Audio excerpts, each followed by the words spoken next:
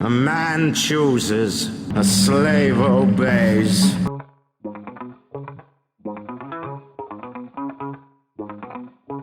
What follows is a series of graphic, interactive scenes that we can't show you.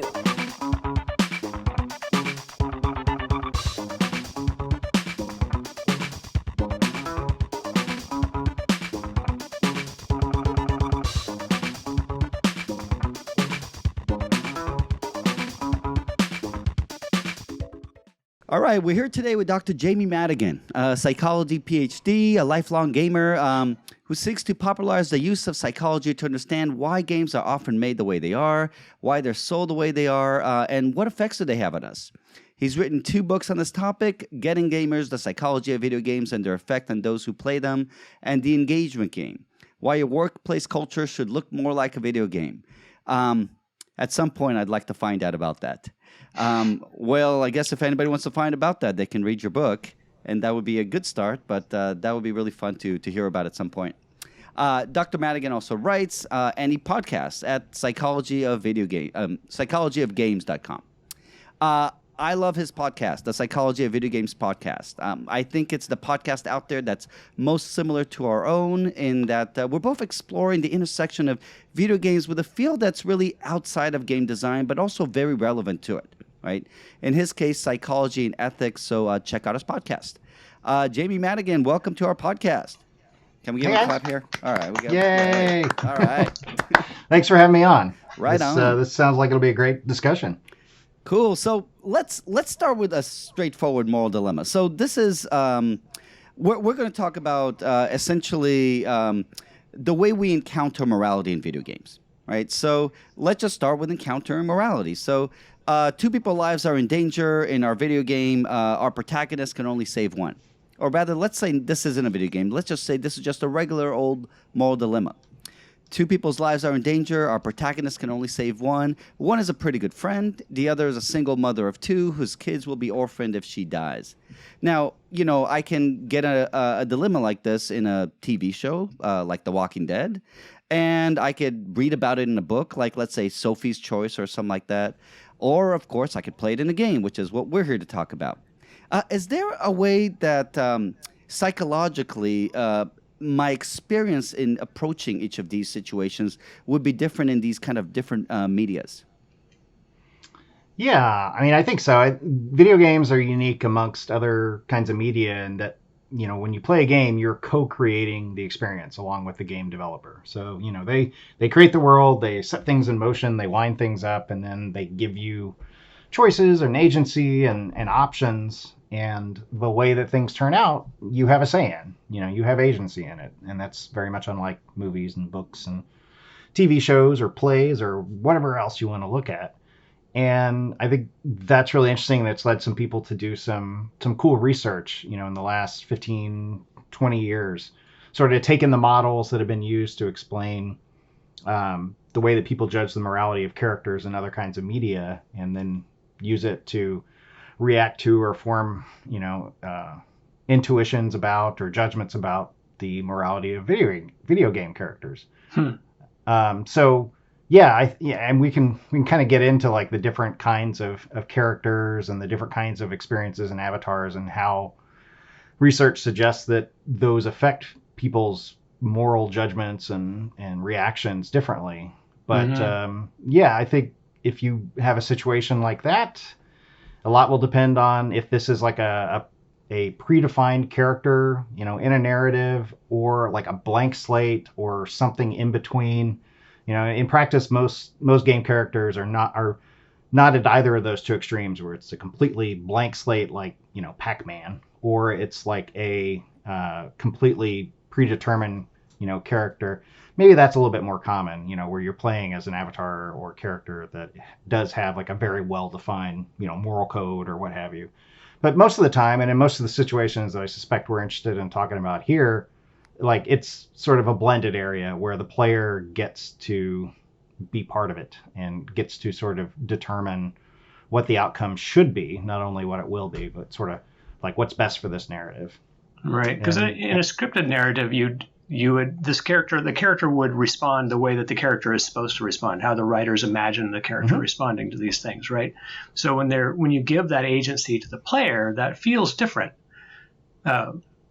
Right? I mean, if especially if it's a character that everybody knows and everybody loves and people have an idea of who this character is already, as opposed to like a role-playing game where you created your own character and you do have that blank slate.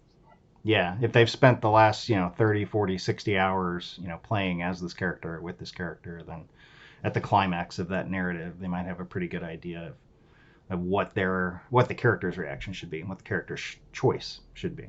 Mm-hmm. Yeah, it's interesting because you kind of started this as thinking about characters that are essentially blank slates and characters that are really have a predefined past. And when Andy was talking about characters that we're already familiar with, I was actually thinking about characters that we're familiar with before we play the game. And this is a sort of I don't know if this qualifies as a kind of third category. Right, but I'm thinking about branded characters, right? So my son is playing the Harry Potter game right now, right? And he's not making any ethical choices for Harry Potter, but he's deeply invested in the characters and what they're like way before the game even begins.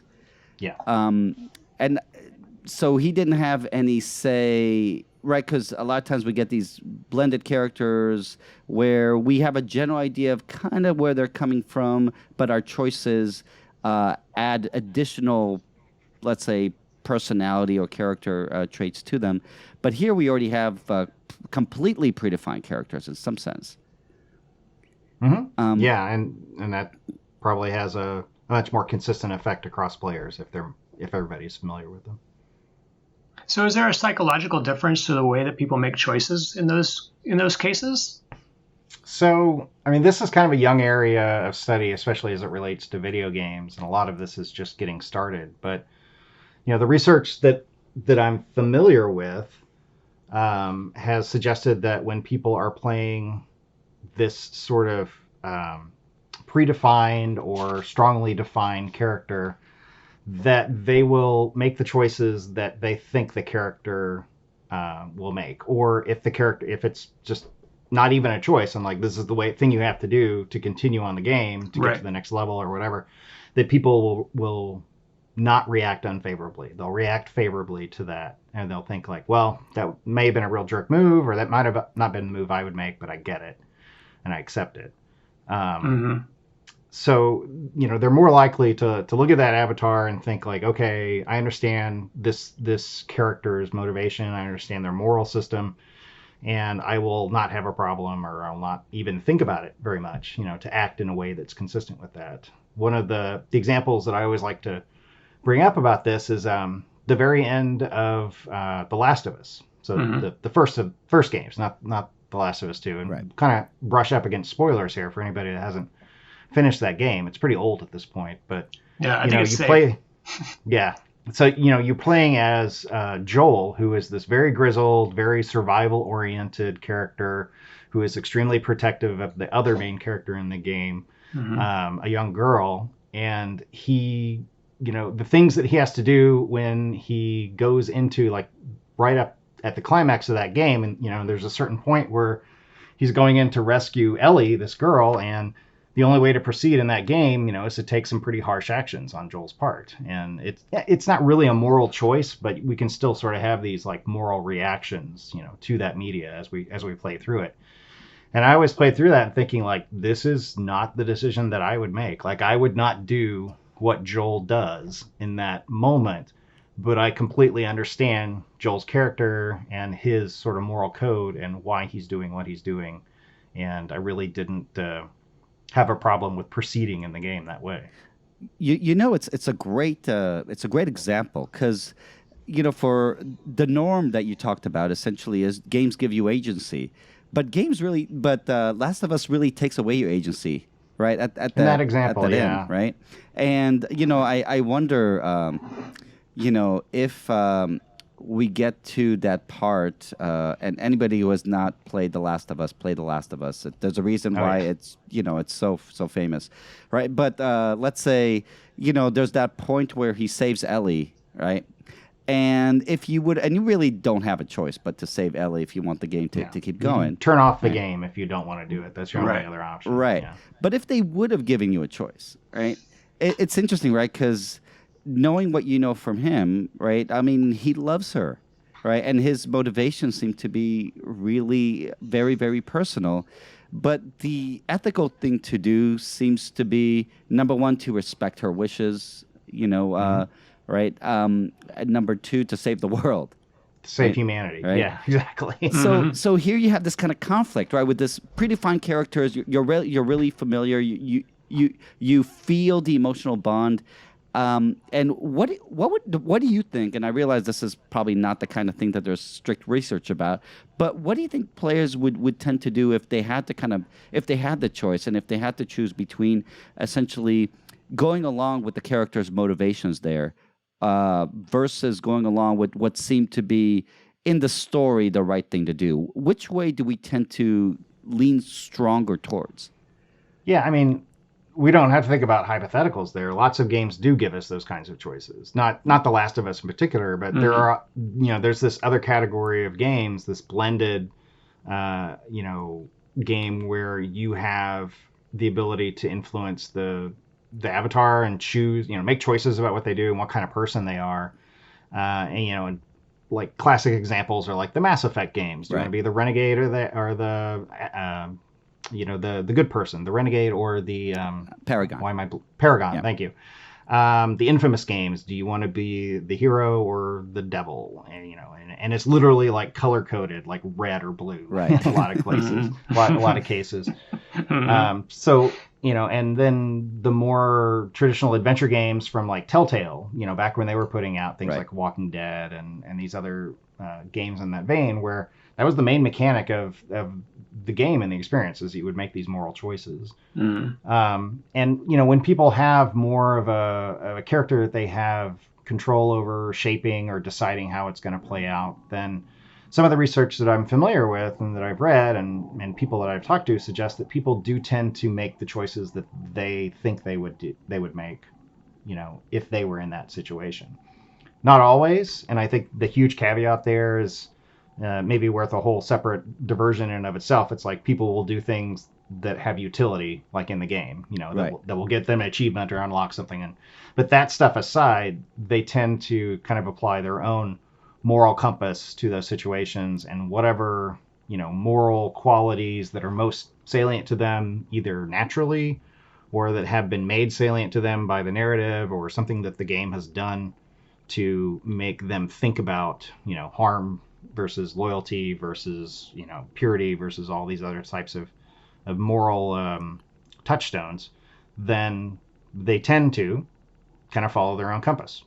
Not always. And sometimes in a second playthrough, you want to go through and be evil, and that is fun. And video games are a safe way and a consequence-free way to do that. So many of us do. Right. That's just role playing a different character besides yourself, right? And that's always fun. I'm trying to, for the first time, I'm playing the legendary Mass Effect 2. Right? Same. And I've never played I started from 4 and kind of went down to 3, and now I'm going 1 and 2. But I'm trying to be the renegade, and for the most part, I'm finding that it's just kind of boring being the asshole. In the sense that the evil is so predictable, and it's And maybe that this matches life in some sense. We know that it's kind of easy to be evil, and it's supposed to be harder to do the right thing, in part because the right thing involves sacrifice. But it feels to me, though, that it's just sort of like maybe the writers haven't thought about it enough to make it interesting. Maybe. I mean, from what I understand, and you guys might know better than me, I understand something like 90% of the people play as the good guy. Is that correct? I wouldn't be surprised to find out that's true. Yeah, that sounds generally right. Right. So if that's the case, the writers have a kind of incentive, right, to pay more attention to that part. But but it's also interesting what it means to be kind of, the hero as the bad guy, and I mean, so when you're the renegade in Mass Effect 2, you're not the bad guy. Renegade doesn't really mean evil in the same way that, let's say, if you're in a Star Wars universe, being Sith just seems evil. Yeah. Right? But renegade seems more like, you're wild and chaotic. You're on the chaotic spectrum. Mm-hmm. Yeah, you do things without respect to other, authority figures, and the ends justify the means in a lot of cases, that kind of stuff. Right. Like games like God of War, where you're playing that sort of anti-hero Kratos, handle it by taking those moments away from you, right? You either forced to do it because that's the only way to progress in the game, you're forced to do evil acts, or the evil things that he does is cinematic. And then when he's done with it, then it cuts back to player control, and you progress on. Yeah, and it's so cool that you don't care. Right. Jamie, before we move on past the Last of Us, let me ask you. So, the other part, because agency, right, is one of those really big things. The other kind of thing I'm interested in is, what about identifying with the protagonist, right? So it's interesting, right, because it's easy to identify with the protagonist. I would think when you're creating your own kind of personality for the character. But I don't know, and I'm thinking of the end of The Last of Us, right? Because they take away your agency, right? At the very end, and you end. It's such a great end. I mean, you end with a lie. It's just it's so beautiful, but it's asking you to essentially feel that you have that you lied at the end of the game, even though, of course, you have no agency. How well does identification play into this, as opposed identifying with the protagonist as opposed to other forms of media? So I'm not aware of any research that's directly looked at like ethics or moral choices and avatar identification, but in general, the research that I've seen on avatar identification, meaning like I feel like this avatar in the game or this character in the game reflects something true about me, or like I identify with the person. I'm similar to this avatar in some, salient, important way. Mm-hmm. That to the extent that that's true, that you have identification with your avatar, you tend to be more engaged with the game. You tend to enjoy it more. You tend to care more about, what happens to that avatar and things that go on in that game world. So I could imagine that would be true, that to the extent that you feel you're similar to Joel, or you can identify with him, that you would feel that ending more acutely, and the emotions that it generates more acutely. And you would sort of care more about Joel's plight, and what he had to do and what he chose to do. Whether or not you even necessarily agree with his decision, if you think that he is like you in some important way, other than that decision, that it could impact your reading of that and how much you enjoy that experience. And, negative emotions are not necessarily bad, right, in games. So like we enjoy both strong negative and positive emotions in games. So, we'll enjoy dread and fear, and we'll also enjoy this feeling of triumph and, affection and heroism and pride and those kind of things. And even sorrow and grief and things, when done well, can be cathartic, right? Yeah, I mean, catharsis is a whole separate topic that doesn't really live up to natural or to conventional wisdom. But really? But it does make you feel good. Yeah. So you're not necessarily talking about catharsis then when you're talking about. When you say that but a negative emotion can actually be a good thing to feel, you're not really talking about catharsis then, right?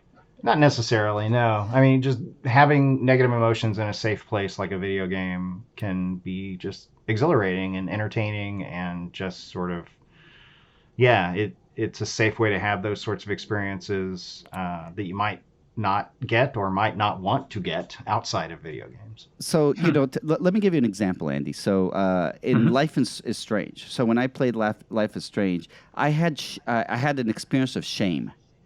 And shame is a very powerful, and shame is an ethical emotion, right?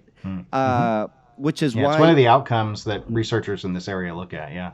Really? Oh, interesting. Okay. Right. Shame, yeah. Right. Shame is really powerful. One of my favorite philosophers has this kind of distinction between guilt and shame, which I've always liked, where guilt is something like, you were speeding, you get caught, you're guilty of speeding, you pay your fine, now you're good, right? Shame is kind of like a stain on your character, right? That you essentially have, you were put up to the test and you failed in terms of your character, right? And I was playing Life is Strange, and there's a bunch of times there where, let's say, and you're an art student there, a photography student in I think it's an arts college, and you're going in the quad, and potentially there are people you could talk to. Like, let's say there's someone's clearly depressed in the quad, and you can walk by them or you can stop, right? There are things like this where the game allows you to kind of make that choice, and the choices amount to at some point to what kind of friend are you, right? What kind of caring person are you for in terms of other people, and it got to the point where one of your friends essentially, or person you've been talking to, ends up being on the roof and you need to talk her down, right? And I failed in this.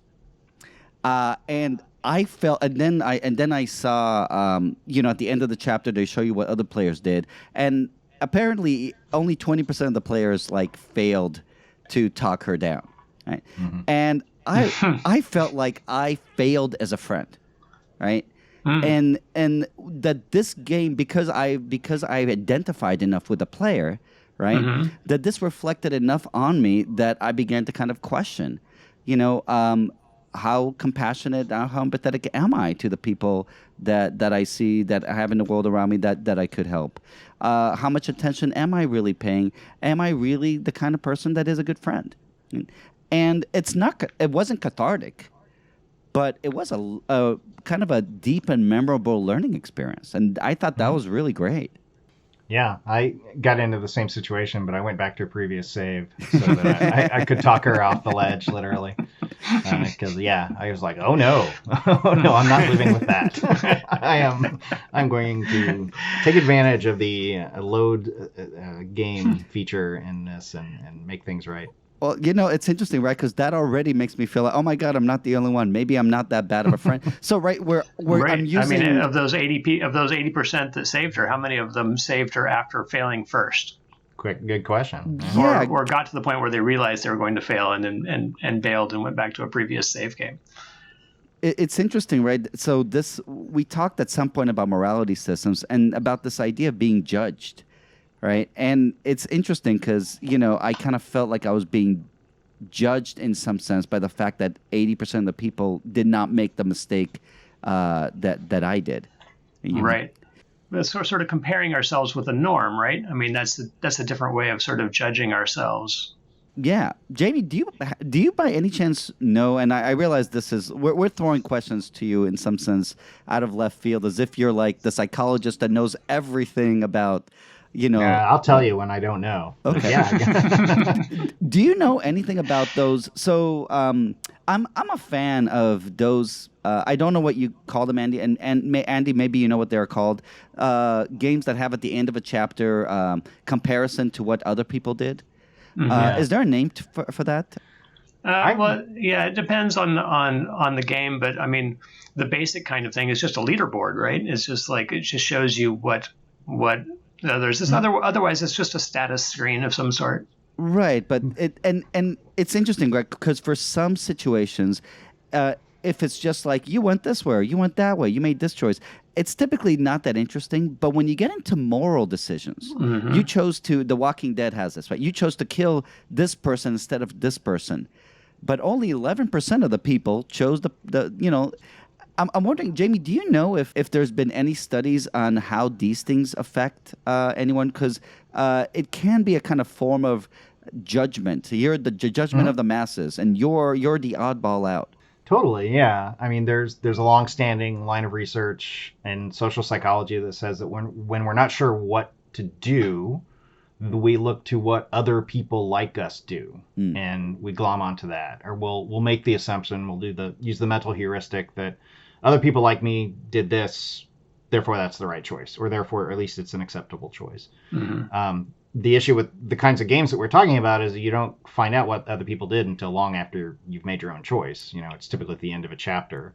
And most of those kind of leaderboards or statistics screens, they got real popular in the episodic types of games like Life is Strange and Telltale's games like Walking Dead and others, where they would release like an episode, or it's like a chapter, and then a few months later they would release the next one, and a few months later they'd release the next one. So you kind of got to see what people did at the time that you played it anyway, what they were. So you don't see that kind of stuff show up. It's interesting, you don't see it show up in other non-episodic kinds of games as much. Like Mass Effect didn't really tell you, I don't think, like percentages on the decisions that people made. Like you don't get access to that kind of data. So yeah, it would be interesting to see if that could override what choices the person would normally make, if they saw that other people were doing it, or if they were lied to, because psychologists are famous for lying to people in the name of science and and setting up experimental research. I have to say, if they did that, I usually, when I see those in games, I usually assume that it was data that they were tracking for bug reporting reasons. Really? That they just found to be, it's like, this is interesting. I just want to see this as a game designer. And then they extrapolated that to the players as well and went, I bet the players would be interested in seeing this too. Right. To me, it's one of those things that after making a big decision, and yeah, it's interesting because Mass Effect does have, some big decisions that you can make. And, I always kind of wish I could turn to somebody and say, yeah, what do you think? Do you think I made the right decision? And this is one way where, you could potentially get at least some reflection about your decision. And I've always thought that if part of your goal is to create ethical reflection, and games like Mass Effect, do have some great decisions where you do get to really think about it. Part of the way of really kind of making that work is to kind of give you additional reasons to think about it after the fact, right? And whether it's to kind of try to make you feel guilty about what you chose, or whether to question what you chose, or anything else that would kind of fit along with this. So one of the differences between Shlomo and I is that when he sees screens like that, he thinks, oh, what does this mean about me? When I see screens like this, I say, boy, these other people are all wrong. What were they thinking? What in the world were they thinking? Yeah. I mean, for those kinds of things and other choices in general, I'm actually more fascinated by the ones that aren't 80-20, but are more like 48-52 or 50-50. Because I think that's, a signal that the game developer and the writers have created a really effective moral quandary for people to grapple with, because you'll have half the people think that one decision is correct and another half think that a different decision is correct, and you may fall, or you will fall, on one of those two camps. Yeah, absolutely. And those are ones that I think that it's really interesting, because the decision you arrive at may be ethical in your view because you just have different priorities, or different, you're sensitive to different things than other people are. So maybe, like, for you, loyalty, to an in-group is more important than following the directions of an authority figure. And if the situation that the game designers have created sort of forces you to choose between those two, moral acts, then that's a lot more interesting, as long as it's not, completely fake, as long as it doesn't feel forced. Right. And a lot of times it's not. And then you look at those other people, or you think about the counterfactual, if I had chosen this other way, would that still be correct? And it's a lot more interesting. It's a lot more impactful. I think, unfortunately, most video games really just sort of tend to focus on, like, the caring aspect of, like, do you save this group of people, or do you let them die? Right. Do you save the puppy, or do you obliterate the puppy? Those are, like, kind of the two choices, and it's not really much of a moral choice. Things become much more interesting when you have conflicting, like, correct or valid concerns that people have to prioritize and have to choose between. Right. By the way, to go back to Andy's point about the designer creating these kinds of boards. I think, Jamie, I think your point about like as a test of a good dilemma, right? This can really tell the writers, right? If you're, let's say, playtesting, right? For sure. How good the dilemma is, right? Because a dilemma that's almost 50-50 is fantastic, right? Yeah, and I'd also want to track, as a designer, I'd want to track the amount of time people spent deciding, right? Like if it's 50-50 and everybody decides in a tenth of a second, it's probably not that much of a dilemma. It's just something that they recognize as a 50-50 whatever. But if they spend 10 seconds or 15 seconds deciding and it's still 50-50, then that seems really strong to me.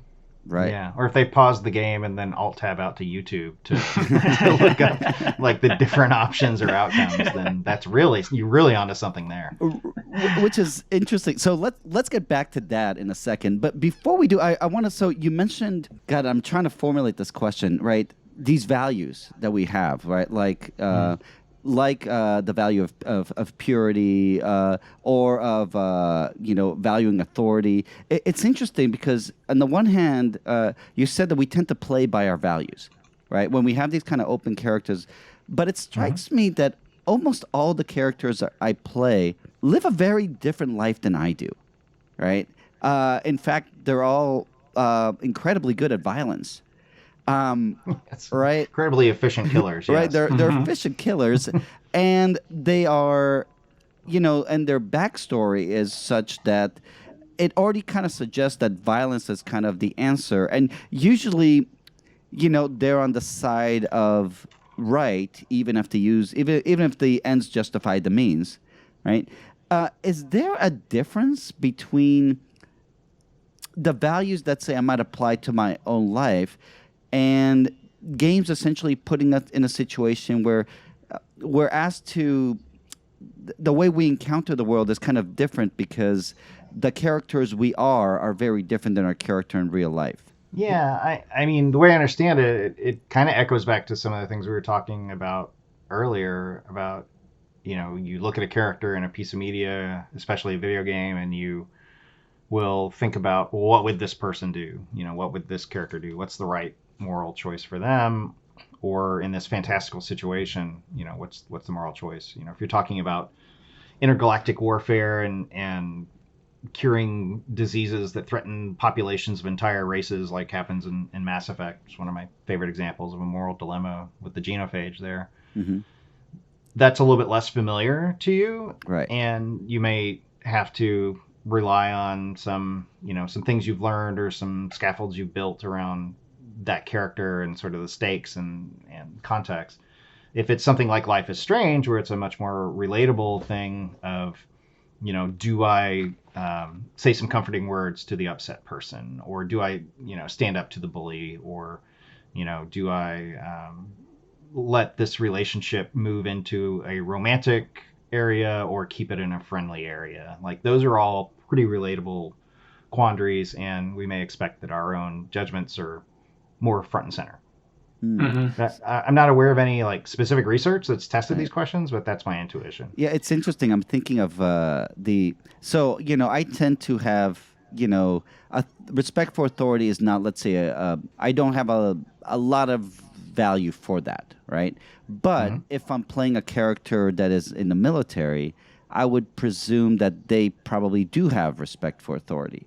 So which of those, so in a situation like that, do you have any idea which way we tend to play more in terms of my values or the values I think that the character would have at that point?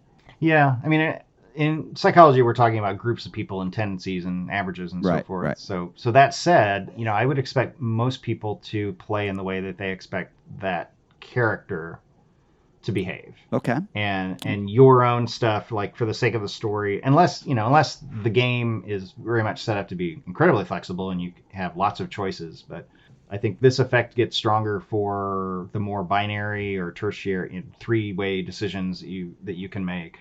And there's a whole line of interesting research around avatars. And there's a guy named Nick Yee that did a bunch of research, and he coined a term called the Proteus effect. And the idea is that in video games, we tend to behave how we think others expect us to behave based on our appearance. So that's kind of a lot to like unpack. But the idea is like if you're playing a massively multiplayer online game, for example, and you are playing an angelic female character, then you sort of, a lot of people will think that, oh, people are going to expect me to be like the support role and the healer because of these stereotypes around being, female, and even if the player is female or not.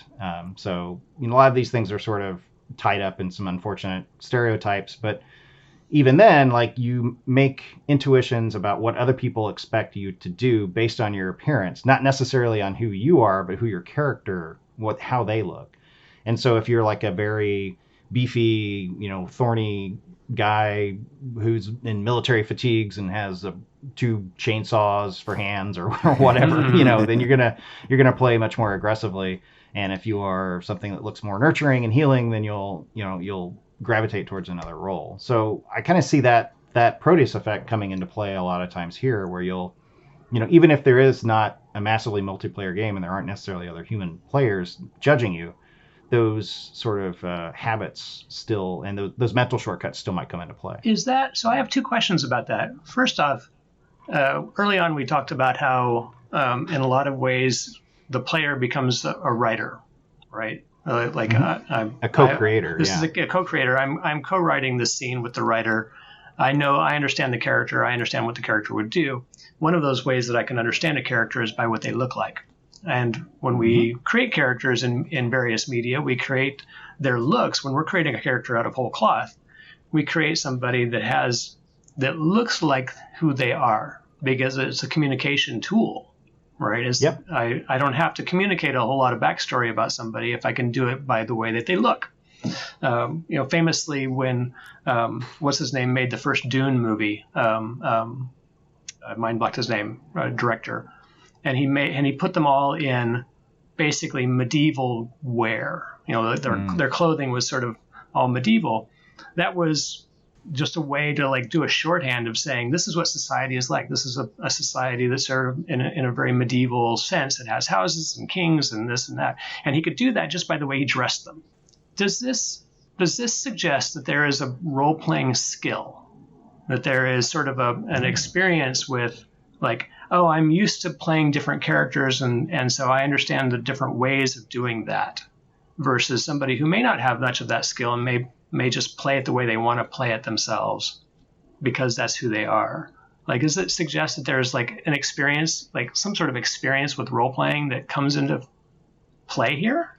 That's a really interesting question. Yeah. And I don't know about it on the skill front. Like, do some people get better at this than others, or do they do it more easily than others with less mental effort or something along those lines? Like, I don't know of any research on that, but I do know about research that says that people are motivated to play games for different reasons. And one of those reasons is role play, engaging in fantasy, that kind of stuff. So yeah, for sure. Some people are just oriented towards that stuff and enjoy it more. And that's relative to other motivations for gameplay, like competition or exploration or creativity, all those kinds of things. There's like a whole long list of reasons why people play different kinds of games. Right. And one of the reasons is that sort of performative thing too, right? I'm performing this character for my other players. Yeah, that's interesting, Andy. I really like, I actually had a different question along the same line, and I keep meaning to move on to other issues. But it's interesting because I can see that, right? And I've never really thought about this, right? The different your avatar looks, the different values you can adapt, that you think you're socialized to think are the appropriate values for that avatar. At the end of the day, do you think most people are aware that they do that? That the choices that they might make about the values that they have in the game, or the moral decisions they make, come primarily from the fact that they are playing an avatar that looks a certain way? I doubt it. I'm sure some people do, but as a rule, I doubt it. And that, just one of the truisms of psychology that I've discovered is that we're mentally lazy, right? And so we usually take the path of least mental effort, and we do things for reasons that we don't think about and that we do habitually just because they're easy and they work most of the time. Like if you can check both of those boxes, you can go a pretty long way towards predicting what groups of people will do. And so I suspect that when people do that, they're doing it, on a subconscious level, and they're not necessarily thinking it through unless they are really going through and thinking like, okay, I'm going to experience the renegade playthrough, or I'm going to experience the evil playthrough, and they sort of make themselves think about those options and those choices when they come up. Okay, awesome. So how does that? So I'd like to apply that idea back to the earlier talks when we were talking about like making these ethical decisions. Mm-hmm. So we're mentally lazy. We're going to take the path of least resistance. We come to an ethical choice. Mm-hmm. Yeah, and so we make the choice that satisfies our sort of gut level intuition about whether or not this is an ethical choice or not, or this is about whether or not we're sticking to our ethics. You guys, I always get ethics and morals mixed up. You guys probably know the difference better than I do. But I use those terms interchangeably, and I feel like I shouldn't. I feel the same way, and I've been told that in fact they're more like than not alike, right? Yeah. Well, here's essentially how. For the most part, I think it's fine for everybody to just use them in the same way. So, Jamie, the way I look at them is essentially they come from different sources, but morality typically has to do with how to treat other people and our obligations, where ethics is typically broader and think about it as how one should live their life. Okay, like a code of conduct or that kind of thing? Right, or what is a good life?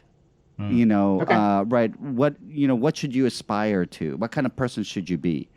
But in practice, people just use those things interchangeably. So we should too. But I want to ask. Won't get hung up on it. I want to kind of piggyback on what you said and ask you. Okay, so we come there, and our intuition is to go with kind of our gut feeling here. But we've got two things going on, right? We got our values, but we've also got strategic objectives, right? So, a lot of the times when we have these kind of moral decisions in a video game, we have strategic objectives, and sometimes we don't know what impact it's going to have on our strategic objectives. A lot of times, the morality is kind of presented as the good thing is to do what you know is against your strategic objectives, because that's the one kind of that demands some kind of sort of sacrifice. Or more to the point, the high utility option. Maybe not the good option, but the one that will get you the thing you want. Right. And utility is defined in terms of, the thing you want is that your strategic objective. Mm-hmm. Right. Can you tell us anything about how players kind of divide or shift their engagement between kind of strategic and ethical thinking or feeling or experiencing? Yeah, and I like I mentioned before, I think it's the big asterisk on all of this. And I've talked to some researchers that did a bunch of qualitative interviews, where they sat down with players and talked to them face to face and asked about, why do they make these different moral choices? And a lot of them would just say, like, because it unlocks this, character, or because it gives me this achievement, or because it makes this mission available, and so forth. And like, that's the reason, right? And they see it as not an issue. They don't feel bad about doing it because they're there to play a video game and they want to have this experience. And then maybe they'll go through on a subsequent playthrough and do things differently, or do things more according to their gut. But yeah, if it unlocks or completes the loyalty mission, in Mass Effect 2, like the big example I always think of there, if we're talking about Mass Effect, the second game, so you do these loyalty missions for different members of your party or potential members of your party. And if you do them, it like unlocks like cosmetic stuff or additional powers, and it gives them a greater chance of making it to the end of the game. And there's one character named Zahid, who is this mercenary, rough and tumble type. And his loyalty mission, you're helping him like get revenge on this person who did him dirty in the past. And that mission comes to this point where like there's a fire in a factory, and if you're given the chance to like stop and go help the people trapped in the building to like help them get out safely. But if you do that, this guy that Zaid is after will get away, and Zaid will be super angry about that, and he won't become loyal to you, and you won't unlock his special abilities and his alternate costume and all this stuff.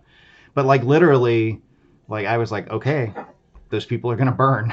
Like I want to complete this loyalty mission, and I did it the first way, and then played it all where I saved the people and played all the way through the mission, and then it informed me that, like, okay, he's not loyal to you, like he's unhappy. So I went back and replayed the entire mission, and it's like really rough because the game like plays audio of like these people screaming in this building, and you see like the fire like consuming this place as you're taking the short way around to like head this guy off at the pass so that Zaid can extract his revenge. So it really rubs your face in it. But I still went through with it because that was my more higher level goal, right? To do it, is to unlock all of his stuff and get him in a position where he's more effective for future missions and so forth. So how typical do you think of an experience that is, right? So it's a really great example, right? I mean, there's, few things that call on the obviously kind of right thing to do as people trapped in a burning building. Yeah. Right. Pretty clear. All right. But at the same time, I mean, my God, you spent this entire time on this mission with him. You're here for a reason. You have an objective. Do you have any idea which way most people are going to lean? Plus, you also have this background knowledge that games often kind of reward you for doing the right thing, right? Mm-hmm. And I don't know how that even would play in it. Do you have any idea what kind of see, this is where it's nice to know what most players do, right, Andy? You're like, Yeah, I don't know about that, but I suspect that most players, I don't know. No, I suspect at least a large number of players, if not most, do what I did, where they ultimately gain the character's loyalty, even if it involves a moral transgression on their characters in the game's part. I don't think you can read anything into that about whether I would let people burn to death in real life, outside of games, because there's a big difference in consequences between those two scenarios. Obvious to everyone involved, I would hope. And I want to make sure it's super clear in the scenario that, because I think that if it's not super clear, I would play it and try to do both. And that's what I did the first time. I thought like, oh, come on, they can't be like this bludgeoning, this ham-fisted about it. Like I must be able to make it up to him somehow, and we'll get him in the end. Like we'll catch up to the bad guy in the end. And nope, no, I didn't. Yeah, it's interesting because on the one hand you think this is similar to life in one sense. You're giving someone a virtual decision, but on the other hand, you're always kind of trying to second guess what the writers have in mind, right? Where things are going to go, and there's that's definitely an important kind of dissimilarity between them. It's interesting, this idea of, do you think in making this kind of decision, do most people weigh it at all, or automatically do you think they just go for the higher objective, which is going to be, let's say, to get your loyalty? I suspect that if they know it, or they can easily find out, by alt-tabbing out and looking at a wiki or a YouTube video, then they will pursue whatever is their higher order goal. So it may be like maximizing their character. It may be unlocking, story options that wouldn't be there otherwise. There's lots of content-related reasons because they're there to play the game. At the moment that I decide to go save the people, it's because it's happening right now. I make that decision to do that or not do that, and it's not necessarily like I'm not making a decision to save the people or fulfill the loyalty quest. It's save the people or not save the people. And then later on, I find out, if I hadn't saved the people, that I could get to I get his loyalty. Yeah, I mean, I think that it's not the best way to structure that moral choice, right? Because you don't really understand the implications of your choice. Right, you don't know what you're losing. In games, I'm always expecting the game designers to keep presenting me with material to consume, and so that's my job. I am here to consume designer material. I think the much more interesting choices that you're given involve ones with that don't have that harsh penalty of locking you out of content or options, and they don't take away options if you make one choice or another, but give you different options. And there's plenty of those in the Mass Effect games and other video games, like when you have to decide whether or not to cure the genophage, which is the genetically created, artificially created plague, that's keeping the Krogans in check. Or whether or not you decide whether to overwrite the Geth in other part of the game, or allow them to continue to be their own sort of sentient race and do their own thing. Like, those are both very weighty decisions, and they have very different outcomes. And some characters may temporarily become angry at you for the decisions you make, but you will get other different types of options that are not necessarily worse than what you would get with the other choice. Those to me are much more memorable, much more fun, and much more engaging as a player. Yeah, for sure. And it's interesting, right? Because you need them to have the weight of the consequence, right? To kind of really matter, right? Otherwise, they're just kind of, if you decide to do one thing, but then you get to do both later on, right? Your choice didn't really matter, and you never really had agency there. Yeah, it's that old illusion of, you're given a bunch of choices, but by the time you get to the end of the game, it's the same as if you had made the opposite choice in every case. Right. Jamie, let me ask you. So, when you think about what feels salient, right? What feels strong to you? So, in a lot of moral dilemmas, we have consequences versus like rules. Right. This is kind of right in ethics. This is consequentialism versus deontology. Right. We have, from what I understand, part of our brain essentially works to process morality in terms of rules, and another part works to process our morality in terms of consequences. Do you happen to know when players face moral dilemmas, which of these two things tend to matter to them more, whether it's kind of rules or consequences? I'm not aware of anybody that's looked directly at that or tried to experimentally manipulate it, but I suspect that people will be more focused on consequences, just because those are more salient, and there's kind of a buffer between them and the avatar, the character in the game. But maybe it would vary by how much it's blank slate versus predefined. If you have a character with a very strong moral code, then maybe they would focus more on that than the consequences. But consequences tend to be more salient and less abstract in video games, so they probably are easier to pay attention to and easier to interpret. Oh, that's great. It's interesting because immediately after I answered I asked that question, I was like, God, I don't know if that's a really good question, because I took a swing at it anyway. No, I think it's a really interesting question. And in fact, I kind of want an example. Well, like, what would be something where you choose between a rule and a consequence? And a consequence. Well, see, and this is why, because I thought, Jamie, you answered it very, very well, and I thought that was actually a very interesting answer. But immediately I was like, well, what kind of consequence are we talking about? Because a lot of times when you're making a choice about consequences, you don't really know if the consequences are really going to happen. And this is true in real life too. Right. Something I might get something good out of this. Right. Or, these people might, burn in the building, or maybe they might not. Right. Or maybe only some of them would burn. Or maybe some of them will burn. But I know for sure that if I kill this guy right here, right, that I have essentially murdered someone. Right? So notice, right, one part of it is when we talk about consequences, and this is just part of consequentialist thinking, we're always kind of factoring the probability, right, of the consequences happening in the way that we think we do, and we're kind of weighing that against the certainty of we definitely lied, we definitely stole, right, we definitely murdered someone.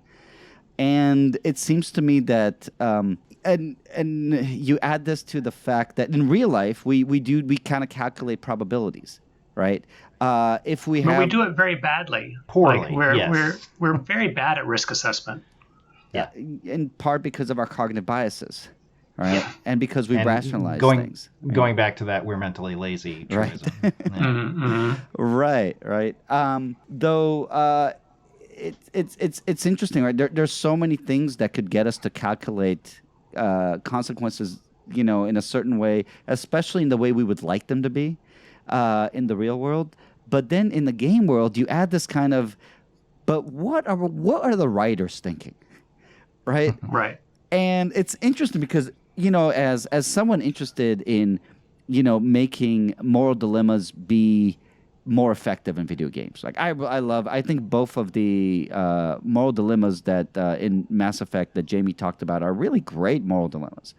And if I'm thinking, but what were the writers trying to do? That I'm already kind of thinking, and how is this going to affect my strategic outcome, right? Mm-hmm. And you've pulled me away from the beauty of having to make this difficult moral choice. And that's kind of adding this additional element to already thinking between consequences and rules. Yeah, there's a whole line of research on like immersion and spatial presence in video games where you get so wrapped up in an experience that you forget that like the technology is between you and that game world, for example. You forget that this is like a computer mediated or a game mediated thing, and you start to really feel like you're present, and you get wrapped up in the narrative, and you start to mentally fill in, holes without being asked to, about things, the environment based on your familiarity and all that sort of stuff. And as you kind of describe that, it makes me wonder, like, in highly immersive situations, do people not stop to think like, well, what were the writers thinking? Like, are they so wrapped up in the experience that doesn't occur to them, and they start thinking about what would my character, or with this character, or what would I do in this situation? It might be an interesting line of research. Yeah, it's interesting if, as VR games are still barely getting on this, but I'd love to know how these kinds of encounters are different in, games that use VR. I don't know if they're ones that are big budget enough, Andy, where they get really good writers, at this point. And I don't know. I don't know if there's enough Last of an of Us audience is a really good example. That the writer who wrote that and directed that is from the TV and movie world. I forget what his name is, but there's a great documentary about that. That factors him in and talks about his experiences with that. Right, but I was thinking specifically, you get a writer like that and you put them into creating a VR game. Oh, right. Right, and whether the immersion that Jamie's talking about would really make a difference to how we process, these kind of moral choices. And there's a ton of money going into VR right now, so I would not be surprised that there's really, really good writers thinking about that stuff. Excellent. Yeah. All right, let me move on to one of my favorite games ever. Ultima 4 was my... Okay, we're going way back. We're going way back. Ultima 4 was my favorite game before I was an adult. Right? I played it when I was 13. I just absolutely loved it. So, and it's still a completely unique game, right? So you have a set of moral dilemmas in the beginning, and this is the part I wanted to kind of think about, right? You had this kind of set of moral dilemmas in the beginning of the game that are supposed to kind of identify your own moral priorities. Right, so it's dilemmas, and the choices you make of those dilemmas are supposed to actually be the values that you have, right? And it's supposed to be the game is supposed to present you with a blank slate that's supposed to be your genuine self. How well do you think an approach like this would succeed in, generating a kind of realistic experience for the player and getting them to really think like, this is who I am in terms of my values? So I also remember playing Ultima 4. It was one of my early formative experiences as well. Yes. And I loved that approach to character generation, where it gives you these sort of forced choice questions where you have to choose between, do you uphold this virtue or this virtue? Right. And a lot of times it didn't seem like there was one correct answer. It was just a preferred answer. And then your pattern of responses would determine like your starting class or your class in the game. And I thought that was really cool. I haven't seen games do anything like that in the past. And this is probably how you can tell I'm a psychologist, is that I'm totally in favor of putting multiple choice questions at the beginning of video games during the character creation process. Like, yeah, let's do it. No, for sure. There, we can do measurement well in that sort of way, and we can, assess people's personality, their moral preferences, all these kinds of things, like through asking them questions or giving them scenarios and then presenting them preferred responses. You can do it quickly and you can do it effectively. It's not like you'd have to fill out like a 200 question survey even. There's computer adaptive technology and algorithms that can get at this stuff really quickly. And with some creativity and innovation, like you could make it an engaging part of like character creation or the beginning of that. And then, you could always say like, this is what we think you are. But if you really want to do something else, click this button and you'll go and create something from scratch. Like you could always offer that for people. But yeah, I would love to see stuff like that. And I know that there are researchers out there that would love to do it. And it's also a great opportunity for research and gathering data on what kinds of players you are or what kinds of players you have. And I think that it would also open the door for really smart developers who wanted to put in the effort to customize the moral choices and other choices that the player is going to be presented with. So if it's sort of determine which of the moral quandaries the player is going to get based on their responses to that character generation survey or exercise.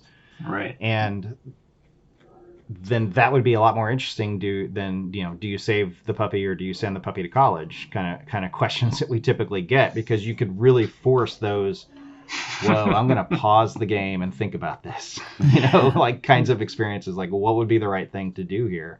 Because you're not just looking at like, do you hurt somebody or you hurt this person or do you hurt this person? It's like, do you uphold this person's legitimate authority or do you maintain the purity of your character's physical form, those kinds of things. And those, one of the things that researchers have found is that people have different sensitivities to those different moral intuitions, right? Like some of them are more salient to people than others.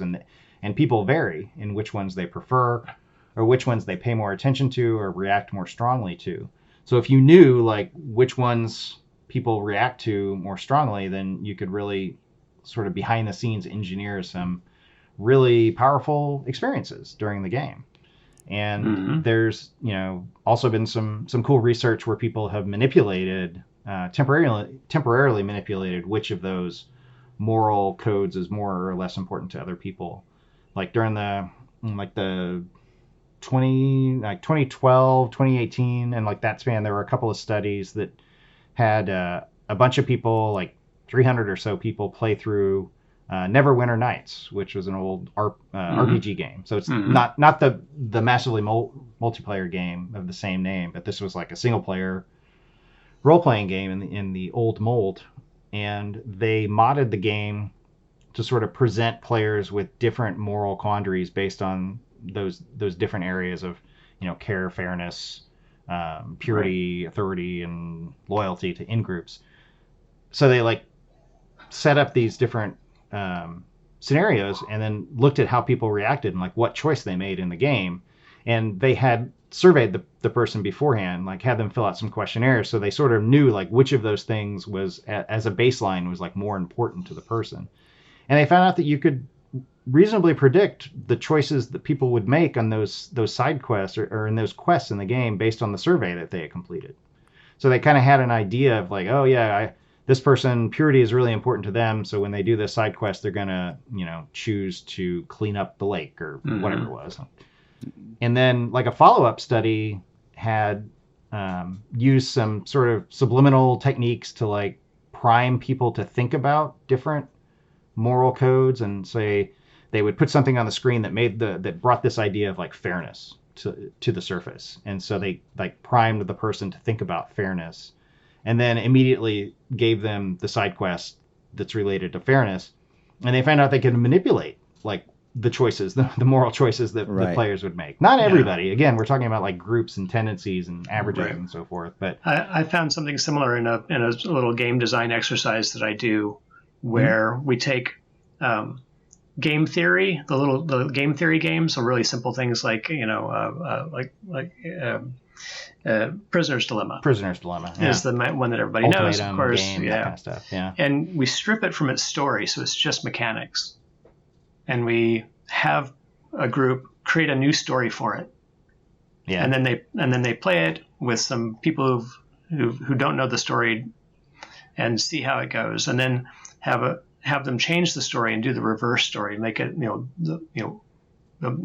instead of it's prisoners, it's something else, and now it's puppies, and somebody's killing puppies or whatever. It could be anything, and they could be as extreme as they wanted it to be. And we found that they could absolutely make people play the game differently just by the story that they tell about it. Totally. Yeah. And so clever and thoughtful game designers could use this sort of approach to customize those moral choices and make them more impactful. So it's a very long-winded way of answering your question of, yes, totally. Let's bring back the Avatar 4 character generation system. It's really interesting to me when I think about it, because you can modify the game to however you want, right? I mean, you could use it for propaganda purposes, in that sense. I'm thinking how the U.S. Army would use take a psychological profile when you're playing the beginning of U.S. Army. And we can essentially use that psychological profile to put you in situations that we might, tweak in certain ways to increase your chances of looking at the U.S. Army favorably and of actually taking action and joining. But I was actually thinking of that. What's really cool about those values is, let's say one of your values is in-group loyalty, right? Mm-hmm. I can, if my goal is to create ethical reflection in you, I can try to push that, essentially give you a series of scenarios that are going to push you to more and more either affirm or reject that value. So that I'm pushing you to see how far are you going to go down the road of in-group, loyalty when you're faced with other values. And that way I can really get you to engage in ethical reflection, and that would be really cool. Mm-hmm. I still think that there's a group of people out there who would be like experienced role players, right? And they're going to answer the questions. They're going to assume that you're talking about the character and not themselves. And so they're going to answer the question. They're going to be experienced enough to be so deep into the character that you won't necessarily get to their true morality, but you'll get to the character's morality. Though I think one thing about pushing them, right? If you already assent, right, to something, you're like, okay, I'm going to put, I'm thinking for in-group loyalty, God, The Walking Dead. I mean, they do that all the time in the TV show or in the game, right? It's in-group loyalty is so big.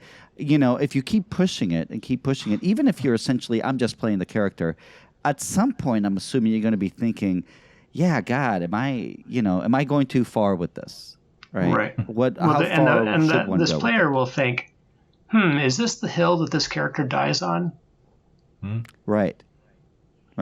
That's possible. And it also is how are the other characters judging you? Mm-hmm. Yeah. Can you tell us about your own personal, what you thought for you was a really powerful moral experience in a game? Yeah, I mean, I think we've touched on a few of them already. The genophage question in Mass Effect is one that always stuck with me, because it was really complex and consequential, and this race of Krogans are warlike, and they would cause trouble for the galaxy if they're allowed to live and flourish. But then also all peoples should be allowed to flourish, and continue living. And so we don't want to, don't do a genocide is a pretty good rule, right? Right. It's gotten me through life pretty well so far. But the game almost seems to go out of its way to making a case for genocide in that case, or not. They're not like literally wiping them out, but they're reducing their population to a tiny fraction, and they are destroying their culture and everything else about that civilization. It doesn't allow them to reproduce, right? Right, or it's like a very, very small number of them can reproduce. Yeah, the viral births. But like another one that comes to mind is from the Life is Strange game that we were talking about from Don't Nod. where you're playing Max, who's a young girl, and she's at this art school, and she reconnects with an old childhood friend, Chloe, and both of them have like all of these problems in their lives, and they're going through stuff, and then stuff's getting really weird, and stuff gets really weird towards the end of that game. Right. But even independent of all of that, like they start to reconnect and they form this friendship, and they start to be what each other needs, right? So they're there for each other.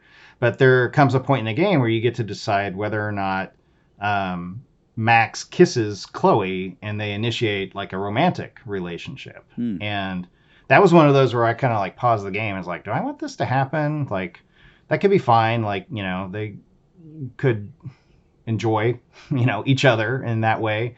But ultimately decided like, no, what like Max needs right now is like a good friend, an old friend, not a new romance. And it was a very small stakes decision and a very small stakes moral choice. There was not the civilization of an entire race at stake.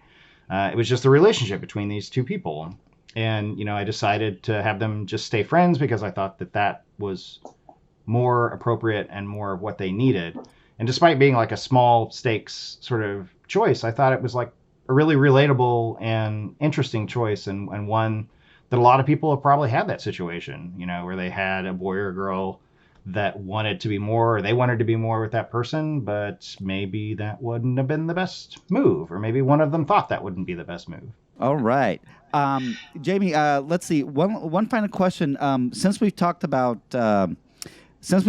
morality, and honestly, I still had a bunch of written questions that I feel like we've kind of gone long enough for our listeners. But can you tell us anything about your research right now?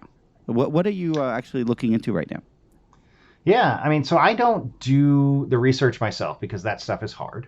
So I talk to experts who do. So like I view my mission and my role as more of like a popularizer of using psychology to make and think about video games. Great. So I want people to understand the psychology behind, why games are designed as they are and how we behave when we play games, what effects they have or don't have on us as we play.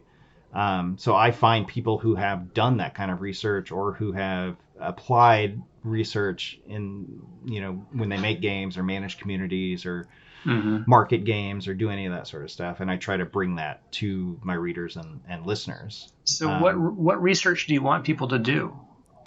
Ooh, yeah. I mean, how about let's limit that maybe to the morality in video games part, and then we can cut it because I know your list is probably very long. Yeah. I mean, I got like a list of things that I've had enough of that I don't want, like violence in video games and problematic gameplay and addiction and that sort of stuff. But if we're talking about ethics in games and moral choices in games, I think it goes back to a lot of the stuff that we were talking about like how can we engineer really impactful experiences based on what we know about the personality and the preferences and the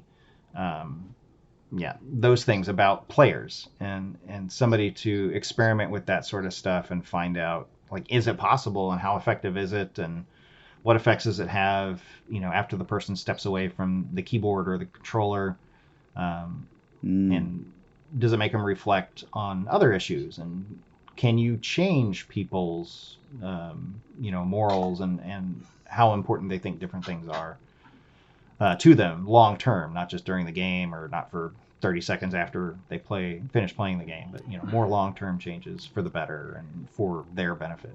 I'm immediately thinking of